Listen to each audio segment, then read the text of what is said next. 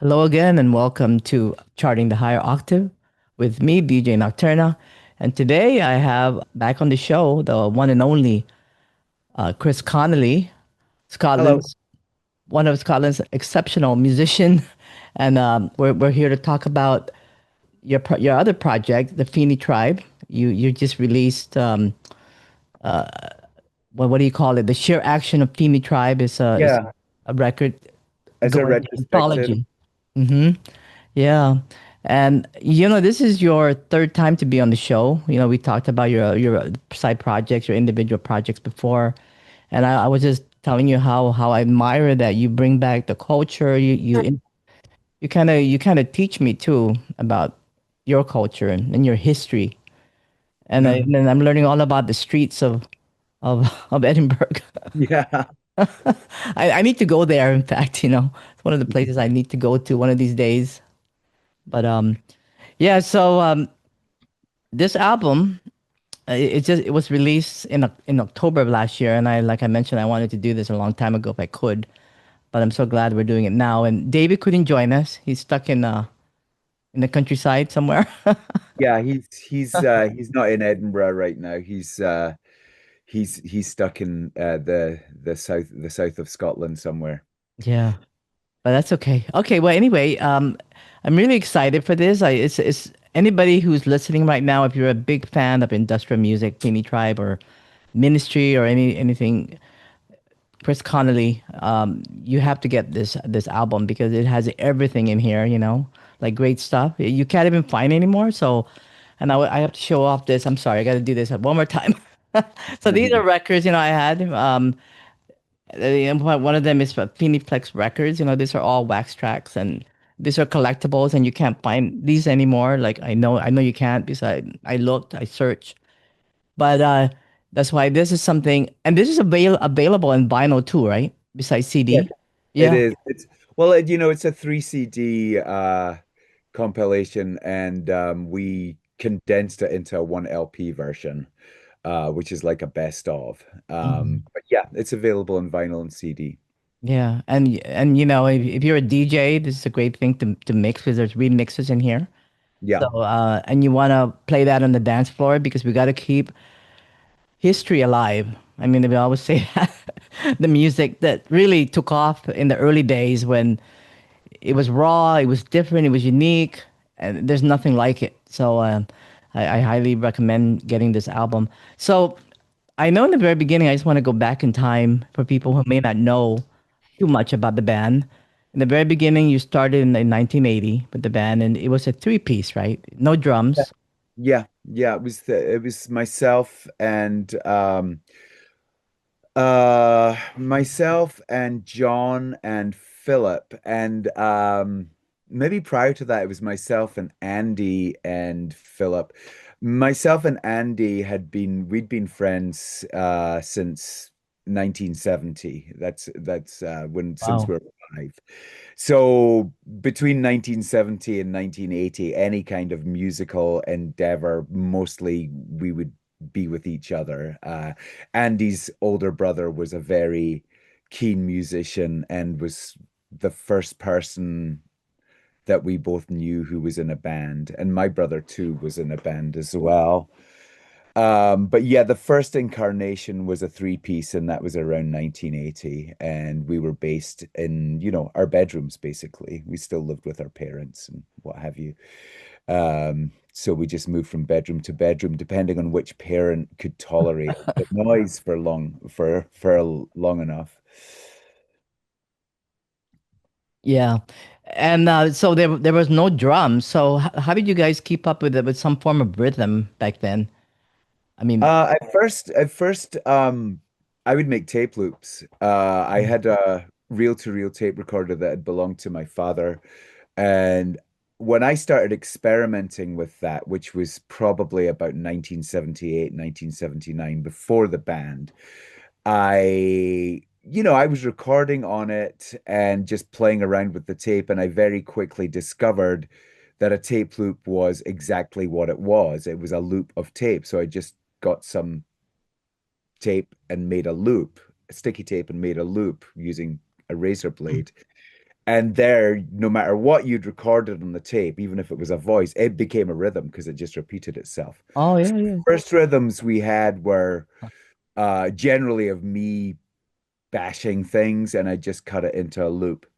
But then around 1980, Roland came out with the Doctor rhythm, which was a very small, portable, and programmable drum machine. And I mean, it was limited. It only had, I think, bass drum, snare drum, hi-hat, and a sort of click. But you could program your own rhythms. And so we used that Wow. for drums, which is what a lot of a lot of it was it was the norm back then. It was normal. Bands like Cabaret Voltaire and Throbbing Gristle were using rhythm machines. They didn't have drummers. Well, Cabaret Voltaire did use a drummer sometimes. Yeah, yeah, yeah. Generally, it was mechanical sounding rhythms, which, was not in lieu of a drummer. It was, we liked that sound. That sound was good. It was machine-like, and Yeah, yeah. Yeah, that like was like the definitely. Sisters of Mercy, they had a drum machine as well. They did. Mhm. They had a drum machine. Lots of Yeah. people did. And it was great because it meant that you didn't have to have a rehearsal space. Unless you had very, very forgiving parents, you couldn't have drums in the house. Oh, Uh, and you could record, and so anyway, we had a drum machine, and, the band grew yeah. uh, until we were. Um, there's four or five of us, and we still had a drum machine. And it wasn't cutting it at that point because it was becoming, we were starting to use more traditional sounds. We were starting to learn how the bass and the guitar work together. We were starting to use keyboards, and it made sense that we get a drummer in. It made it a lot easier because the drummer would feel what we were playing, and we could play together like any band. So, we started playing with drums about 1981. Oh. Yeah, yeah. And then you became six, right? Six members. There's six of us, yeah. Hmm. So who were the members at the time? I know there's There was myself, there was Andy McGregor, who played guitar. There was John Vick, who played keyboards. Simon McGlynn, who was the drummer. Davey Miller, who sang as well as me and played guitar and bass and percussion. And Philip Pinsky, who played bass guitar primarily. But along with that, I mean, we swapped instruments a lot. We were not interested in sticking to any kind of conventions. This was the time of what they call these days post-punk, which wasn't a term that existed then. But, after a while, punk rock had become invalid in a sense. I mean, there was only so far many of these bands could go, and they started pushing parameters, started bringing in different instruments and trying out different things. We were no different. We needed to expand and keep it interesting for ourselves. and I know you guys played in these streets and these and I always wanted to know what these streets look like. Nidri streets, Blair Oh streets. well, yeah. No, that our rehearsal space was in Blair Street and Nidri Street. Blair Street and Nidri Street are in the old town of Edinburgh, and at that time they were pretty. I mean, they were old buildings, and if you went down underground, you could see old shop fronts and things like that. A city built on top of a city. These were ancient. They've all been turned into like Oh, ghost hunting tourist traps now, but back then they were just very damp, cold rooms oh. that we rented, and we would, that was our rehearsal space, and we shared with another couple of bands, and um, some of the recordings on the album are actually from there. We would record our rehearsals on a boombox. Mm. Uh, but yeah, they were freezing cold, and but that's where we learned to play with each other. That's where we learned to write music with each other. Very, And very and special. And places. I know you guys were kind of, you know how how bands are today. You know, even today they have to find time. Some of them work. They have part time jobs. You know, they go to school. How did you guys all fit that schedule? Uh, well, I mean, we were still in high school, and for me, speaking for myself, being in a band was far more important than school. I didn't give a fuck. I would sacrifice going to school, but we spent a lot of every Sunday afternoon we would be at the rehearsal space. I mean, we would be there from, 1 in the afternoon till about 6. And then a few nights a week, maybe, sometimes on Saturday. We did, that was our thing. That's what we did. We still found time to do other things as well, of course, and we all had um jobs after school. I worked in a supermarket. Some people delivered milk, some people delivered papers. But Oh, we made it work. We were young and we had energy. We could stay up late. It was not a big deal. And we had keys for this rehearsal space and we could go anytime we want. So a lot of times, if it wasn't the whole band playing together, maybe me and Andy or me and Philip would go down there and just try out things. It was a place to go. Um, which is great if you're a teenager. We weren't out getting into trouble or committing crimes or anything like that. We were far too fixated on music. yeah, yeah. So this album is called the Sheer Action of Fini-Tribe, 1982 to 1987. What surprised you most about digging through, these old photos and old tapes, live recordings? For me, because we hadn't listened to a lot of this stuff for a long time. In fact, some of it is the live recordings I'd not Really? heard since back then. No, these were newly discovered by John Vick. He found the tapes, and Wow. so what surprised me is how good we were at what we did. I mean, we rehearsed a lot, and it shows. Like, there's no backing tapes. Everything you hear on these recordings is live. We played live, Wow. and we um because that's all we knew how to do. We hadn't the idea of playing to backing tapes was just it didn't occur to us. Um, and even when we were in the studio, we would just rehearse it and get it right. Back then, you couldn't automate anything. You had to have your hands on the mixing board and move them when you were supposed to move them. Mixing songs was like learning a whole new song in itself because you had to get the moves right. Everything back then was very tactile. And listening to these live recordings, the live percussion, the live drums, we were tight and we Wow. sacrificed a lot to just be in that rehearsal space and get it right. I mean, when we were finally free of school and either, some of us went to college and some of us were unemployed, we'd spend day after day after day learning that material. Wow. We'd just be down there learning it. So we could get on stage and play, and it would be second nature to us. Yeah, I would always tell my friends as in the band, you need to record everything. You're even though you're just practicing because you never know where it's gonna go. Yeah, And you guys just proved it right there. I mean, that's yeah, wow. So John found these old tapes then, like yes, brand new, and you guys never heard it for so long, and this is what's yeah, in this album. So yeah, that is such a gem, I guess you could yeah. say. Wow. Yeah, it was a real revelation for us, and I'm really happy they're there, and the recordings were really good. But yeah, I hadn't heard them since the early 80s, mid to the early 80s. Yeah, and you figured like how are they preserved as with all the climate change and all that crazy I stuff. no kidding, we were just really lucky, really, really Wow. lucky. And so did this album, I wanted to just go a little bit. I know Shirley Manson is a good friend of you guys from Garbage, Shirley Manson from Garbage, and she did in the liner notes, she had some things in there to say. and she said so you guys are like super cool, the coolest band ever, and and you She's gave a her cool this fan. pendant. What was that? A pendant? She said. Uh-huh. It's Yeah.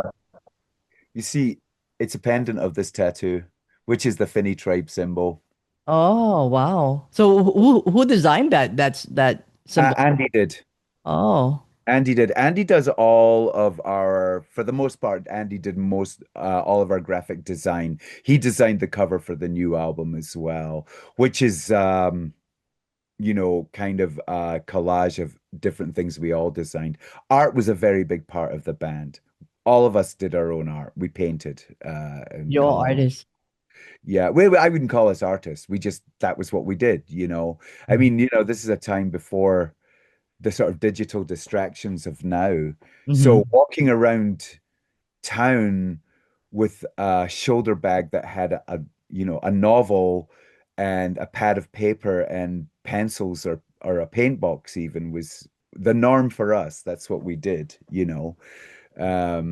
And so yeah, Andy designed this thing and it's on one of our records and I had a friend of my family's who was a silversmith made a pendant out of it, which I made for Shirley. We were, you know, Oh. back then Shirley was in a band too, of course, and we just, we were very close friends, the bands back then. Yeah, so the album, the cover artwork is a picture of a t-shirt. A pretty. Yeah, Simon did that t-shirt. Yeah. So is that t-shirt still around? Yeah, it's a real Oh, t-shirt. There's only really? one of them. So Simon had a screen printing class in his high school and that's what he made. So when we were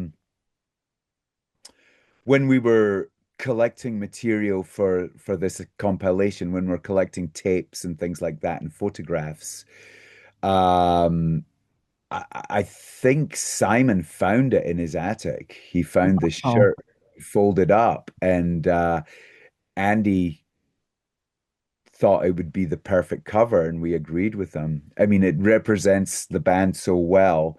The yeah. the little man shape that was something that I came up with, and it became a sort of little symbol for the band. But like I say, the artwork is kind of a collage of all of our artwork together. Yeah, that's amazing that that t-shirt was still in. Usually t-shirts get eaten up by rats. I mean, I Yeah, don't I know know. if that's, Yeah. or yeah, I don't know if there's rats in Scotland, but I know there's rats here in Hawaii, and they don't quite Yeah, we last. have rats. What was I gonna say? Uh, can you talk a little bit about where Fimi-Tribe, the whole like the name came about? Yeah. Um, the name Fini-Tribe is it's a name that Andy actually came up with. It was do you know who the Rosicrucians are?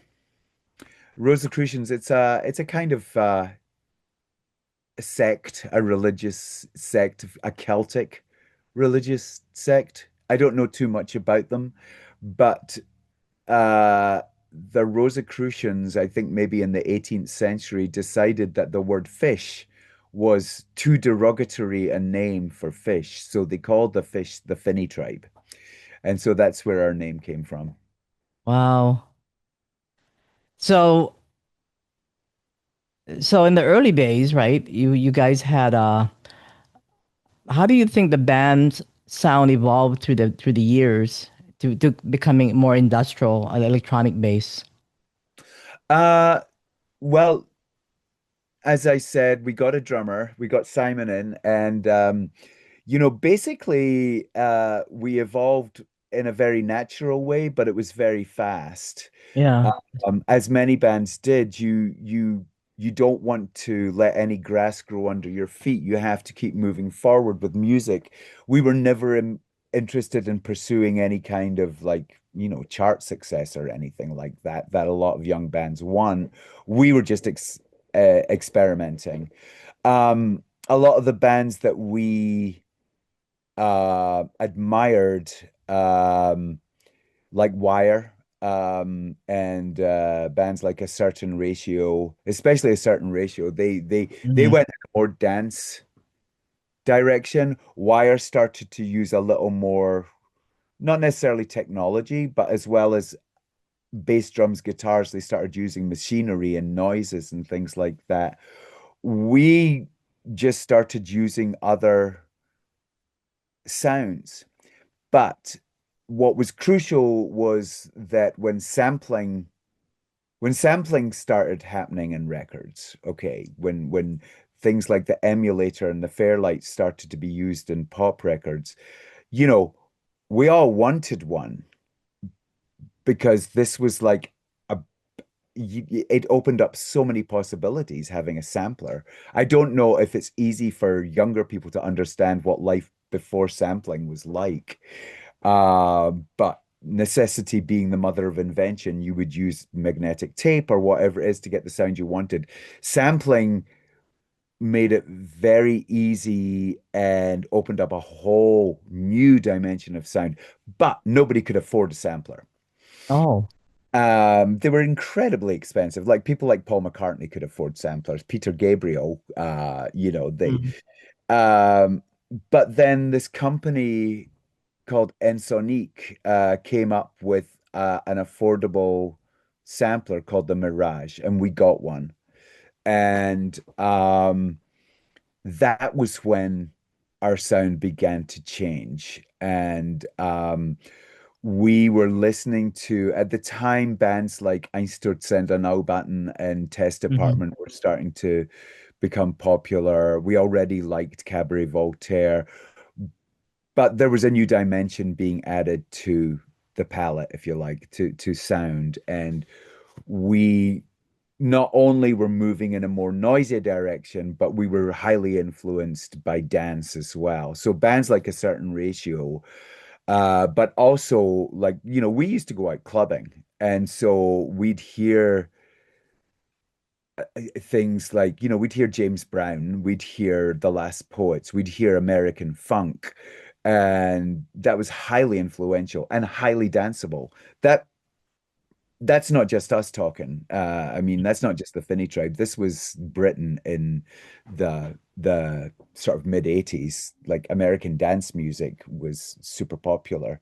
Yeah. So that influenced us. And then trends in American dance like Washington, D.C.'s go-go beats, things like that. We'd hear that stuff and we'd apply it to what we were doing. It wasn't anything to do with industrial music. That was definitely part of the palette of colors we are using, but we wanted to have people dance. We wanted to make people dance, and And you. having a sampler meant that we could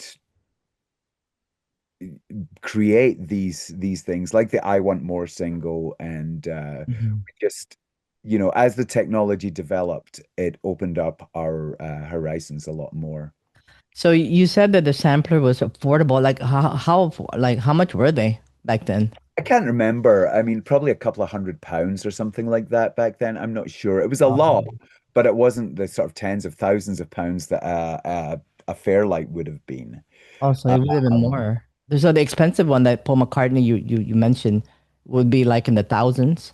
yeah, yeah, yeah, yeah, yeah. Oh, wow. Interesting. And yeah, I mean, when it's funny because anything like that when it comes out, it costs a Yeah, fortune. that's true. And Yeah. like now, you can probably do the same thing with your phone. Right, But right. back Even like, then, I mean, back then, there was so much cutting edge music. There was a lot of crap as well in the 80s, for sure. But there were people we admired, like Trevor Horn, who was doing things with the art of noise. I mean, that stuff was kind of mind-blowing to oh me, yeah. like close to the edit. It Yeah. was music like I'd never heard before. And I'd Mhm. heard I was a fan of outside music, but hearing things like that were really bizarre, but also so catchy, it was a very exciting time to hear that kind of music get into the charts. Wow. It was highly inspirational. I loved these early Frankie Goes to Hollywood singles and things like Hmm. that. Just like a Yeah. bit loud, and we were young, and we wanted to be out dancing and things like that, and it was a lot of fun. Yeah, I mean, the art of noise and yeah, the there's I mean the music back. I mean, you guys were part of that. It's just it's so beautiful. It's just so beautiful that history just put everybody together, had this all happening, you know. So I did this album too. It will include the John Peel session. Is this Yeah, the first time it was released? yeah, yeah. Wow. And I this had to, and I this licensed it myself. oh. So and this was in the collection Yeah, in the, that you guys found. Wow. So how did John Peel, you know, this was a big deal, right? Back then. yeah, yeah. Um how did he approach you guys? Well, we like every other band approached him. Oh. Um, to get a John Peel session that was our aim. That was more more than being in the charts or having a hit single. Getting a John Peel session was what we wanted. Um, so you sent a cassette tape to his office in London, and we he would come, he would DJ at university functions around the country, and he came to Edinburgh. And I remember going to see him with the band, and like he really liked us and we got along well. He was a very sweet guy. And then a couple of guys in the band went down to London and went to the office and talked to them, and then they said, "Would you like to do a session for us?" And that's how it happened. And that was in 1985. We were just fresh out of high school, and it was a really exciting time for us. So the tracks for John Peel, is there three Four. or four? There's Okay. the first four on the vinyl, yeah. And I mean the actual the original inspiration for this compilation was I wanted to get those Peel session tracks out there. So before anything had happened with the compilation, I got in touch with the BBC and asked, how much is it to license this stuff? Maybe we would have done just a 4-track EP or something like that. But once I'd licensed it, we decided that, well, let's just go for it and do a compilation that kind of tells the whole story. Wow, that's now this is something people need to just buy this album because it's a, you know you collect it's a collectible, right? I mean you could I mean it's just it's been never been released. Never Like been. most of the like some of these live tracks as well that you have here on No, the nothing's been released. I mean, a lot of the songs are from the singles we did, but the Peel session has never come out before, and the live tracks are, they've never been out before and the either. instrumental tracks. There's instrumental tracks as Oh, well. no. A lot of that stuff was demos we did. I mean, we Oh, recorded them in our rehearsal space and in our houses, and we would go around Edinburgh with a huge reel-to-reel tape recorder and take it, we'd record the bass and the drums in our rehearsal space and then take it to someone's house and do the guitar overdubs and the vocals in someone's house. I remember one of the demos in there, I can't remember which one, but I recorded the vocals in my mum's bathroom because it had really? the best sound. True. The bathrooms, huh? They're quiet. Yeah, that has the tiles. It makes a nice reverb. Oh. So, any chance you be of any new Fini-Tribe material, like completely brand new? You never know. Oh, maybe that means yes. You never know. That would be a wonderful thing. Yeah. So, will you guys be well performing No, live? no. I mean, we did this, and it was a lovely thing to do. I don't live in Scotland, and we are all, it's nothing to do with our age, but we're all Busy. close to retirement age now, and we all have grown up kids, and we have Mm. busy lives. So at the moment, no, there's no plans to uh, play live or anything like that. I mean, also, I mean, it's just too much work, you know. Oh yeah, yeah. Well, bringing everybody back, right? Well, That's that important. I consider that a huge win, getting us all together to do this is a wonderful thing. I'm very grateful, and I love those guys dearly. They're my brothers, and I just love that we managed to do this. So I'll take the win. Mm. So I know many people have probably asked you this question before, but if you can go back in time and redo something again, what would you do if you could? With the fake track stuff, Mhm. nothing. No, Okay. no, no, no, no. I mean, that's the way it was. And yeah, I'm not, we're all about moving forward. Mhm. Doing this compilation was, John, who supplied so many of the tapes, that he has no real interest in the past. The compilation means so much to me, and to him, he's all about the future. And I am too, but none of us would go back and redo anything, it's just it was done, and at that time it was so magical. Yeah. Someone could say, oh, you had to carry that huge tape recorder around Edinburgh, you had to carry your gear, and I wouldn't do it any other way. I mean, that's the way the music sounds, and that's wonderful. Yeah. So was there any songs that was not included in this album because it's just too many things? Yeah, yeah, there's a ton of things that we just Ah. don't have anymore, they're all up here, but there's no tapes existing, sadly. There's a ton of stuff we recorded, and we did the I have to say that the 3 CD set is pretty exhaustive. That's like over 3 hours of mostly unreleased music by the Fini-Tribe. Wow, this is definitely a gem. If anybody's tuned in and watching this video, you need to get this. So what would be a good place to actually get this You can get it on Bandcamp. Bandcamp? No, Yeah. what if they want?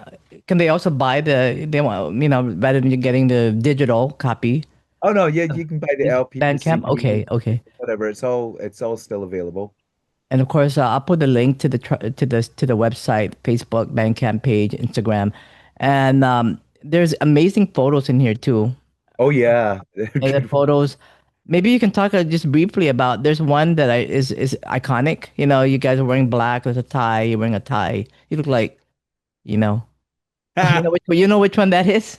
I do. I mean, we were just goofing around. Oh, Uh, okay. we just put on all these silly clothes and decided to take that photo, and somehow that became the popular one that people have been using. But yeah, we were just goofing around. That was like one of the last photos we did before the bands split up. But yeah, we were not taking ourselves very seriously that day. And then there's another iconic one where you're all like just posing. It looks like there's a cross. But it's black and white, of course. I don't know how to explain it. I wish I could show the picture. I don't know how to explain. Um, I have it some Yeah. Because where these photos are iconic. I mean, photos are you have to keep them and save them, and then yeah, I mean, we were very lucky. We had a lot of, I mean, we were around, we surrounded ourselves with very creative people. We were all very creative ourselves, and still to this day, we like hanging around with other people who are creative, not necessarily musicians, Mhm. filmmakers, painters, photographers. So we had quite a few people who were amazing photographers that took a lot of these pictures for us. And yeah, I'm very glad that they still got preserved, especially like some of the live photos, because we Mhm. like we Mhm. like to we like to present something visual as well as sonic when we played live. It was important to us. Yeah, there's a picture where you guys are kind of like have a shaved head. Yeah, yeah. We did a performance in Edinburgh called Absolution where we we were very keen on not just being a band on stage playing instruments. We wanted to make it a full three-dimensional um sensory experience. So we wrote this music, we choreographed the show, we worked really hard on it, and we included the audience. I mean, that performance in particular, we suspended a giant plastic bag, I mean, a really big plastic bag full of paint Mhm. above the audience. And at the end of the show, we put a hole in it and it's just soaked the audience in paint. It was hilarious. Well, they didn't find it so funny, but yeah, we had a good time. So yeah, we wanted to make experiences for the audience, complete sensory experiences. And then the recording locations too. You have it on here. You recorded on these different places in even London and Scotland. Yeah, yeah. Mm. We recorded like some of the stuff. There's some of the stuff on there that we recorded. We uh found this place in Scotland called Monomail. It's in the countryside, and it was a disused school that some people had moved into and were using it as they were just living there. We rented a classroom for a week and set up our instruments and recorded um, a lot of music. We were writing music and recording music. We took a tape recorder with us. We recorded some stuff outside, and yeah, we were just interested in pushing these boundaries, giving us new situations. Being in a studio was expensive back then, being in a professional Oh recording. yeah, yeah. You had to pay for the studios. Oh yeah, Oh yeah. yeah. We had to pay for everything. We had to pay for. Or did anybody just record it in their own studio and just rent and just I don't know. Oh hell no, we had to pay for everything. We had a friend who had a 4-track reel-to-reel tape recorder, and he was great. He recorded us. But this was nothing that we would want to release as a record. When we wanted to do proper, like Oh, a professional sounding recording, we just had to save up money and go into the studio and, you know, do it that way. Back then, we used a studio called Wilf's Planet, which was a 16-track studio. Uh, but you're talking before we went into the studio, we would rehearse and rehearse and rehearse, and we would plan what we were going to do because you couldn't waste a minute. You couldn't. oh It yeah, was yeah. too much money, and we'd go in there and set up and do our thing. And but you had to be on it, and you had to be Because it's by the time is ticking by the minute, right? ticking by the minute, and it costs a lot of money.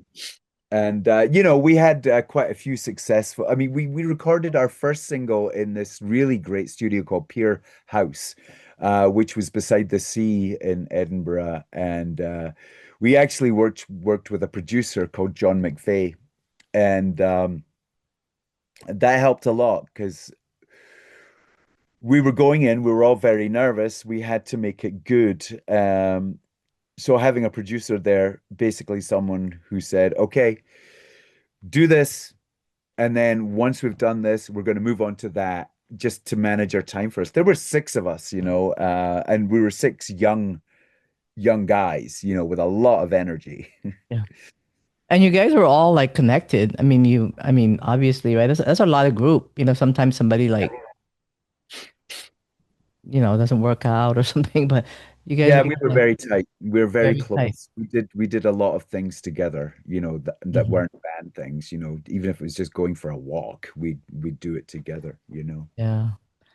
Yeah. So, what is the difference between the CD and the record on this new one? Is there any tracks that's different, or is this all the same? All the tracks on the album are on the CD, but the CD has 47 tracks and the album has like 8 tracks. So um Oh, it's okay. it's worth getting both.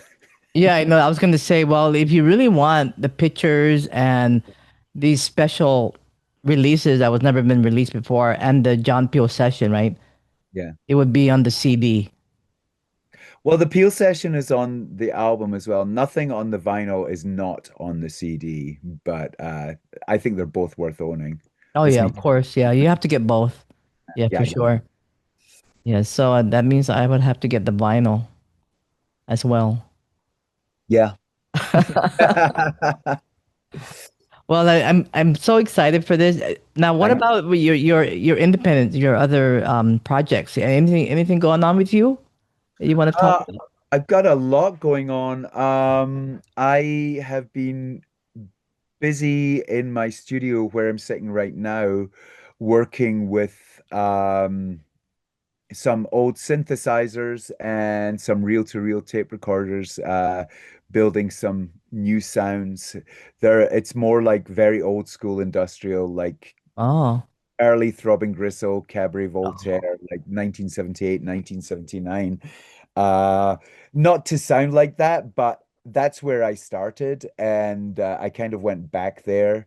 And I've been really enjoying using good old-fashioned magnetic tape to record on. wow. Um, Something coming up in the works then. yeah, I have a couple of albums coming out this year. One record called War Poems and one record called Columns, and they're both coming out later this year.